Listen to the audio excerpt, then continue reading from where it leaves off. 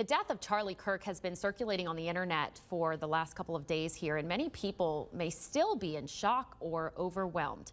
Health educator Dr. Griggs joining us this morning with the impacts of social media and some tips to soothe your nervous system through all of this. Doc, we were just talking about this. It really dropped like a bomb on everybody's timeline.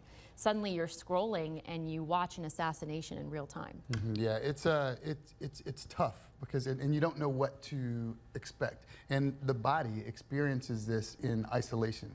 So all of the feelings, the anxiety, the fear, all of that are a lot of times found in places where it's just you on your phone in the midst of a lot of people, and the cortisol and epinephrine in your body react. Yeah, so even though you may not have this kind of visceral reaction in real time, right? We're kind of all just talking in the break here. You see this video and almost, you know, when I look into myself, I feel like I should be more shocked, but we see so much violence on social media nowadays. It's almost a bit desensitized. How does that fit into processing this? Well, that's one way to look at it. The other thing is that we're processing it, and just because you're not processing it in that moment, especially if it's shocking, your cortisol kicks in, and it's your fight or flight response. And mentally, do I run from it or do I move on? But your body responds, and whether you respond immediately in that moment or whether it's later, whether it's unexpected emotions that come out, whether it's bottled up and it leads to anxiety and depression and other issues, we don't know. So the most important thing is being able to detox and take a break from all of the noise around you. Work on your filters and your algorithms. Connect with real people. Spend time talking about how you feel, making eye contact. Popping the oxytocin so you can feel connected, so that you're not alone, can help. But the big thing is to set limits and take a break.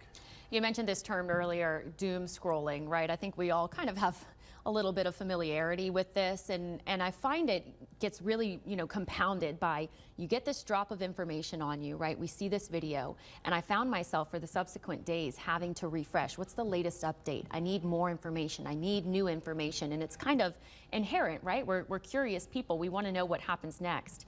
But that can be part of the problem. That turns into part of the problem. Again, you're resetting the bar for your stress and your tolerance and your stress hormones to high. Again, your cortisol, your epinephrine, your mental anxiety, the feelings of depression, the feelings of sadness, they all get compounded, and it does turn into somewhat of a desensitization, but you're caught in this stressful state, so you have to figure out how to unplug. Some of the best ways that people get through this kind of thing is to talk it out, maybe with people around them or even online. We're seeing that happen now, but there are some things, I can hear you ready. There are some things to get ready for. And because you want to have a conversation, but you want it to be a productive conversation. Yeah, you know, the best thing to do is to talk with the people in person, preferably, that you're most comfortable with and that can trust. There's a lot of inflammatory conversations that are going on. There's a lot of mis and disinformation. There's a lot of things that you just might not be prepared for. You need to step away. Again, talk with people, connect with people that you care, that you know, that you have a trusted conversation about. Turn it off for a minute. And this isn't the only incident going on in the world right now. We're so connected. That's the doom scrolling. There's something happening every day, all day, and they just seem to compound. So getting back to taking a walk, gardening, spending time with a friend, telling a dad joke, dumb dad jokes, anything just to laugh, just to give yourself a break and let your body reset. And then decide, after you've calibrated, if it's something that you want to go back to with the same fervor that you had before. All right, some great advice from Dr. Griggs. Thank you so much.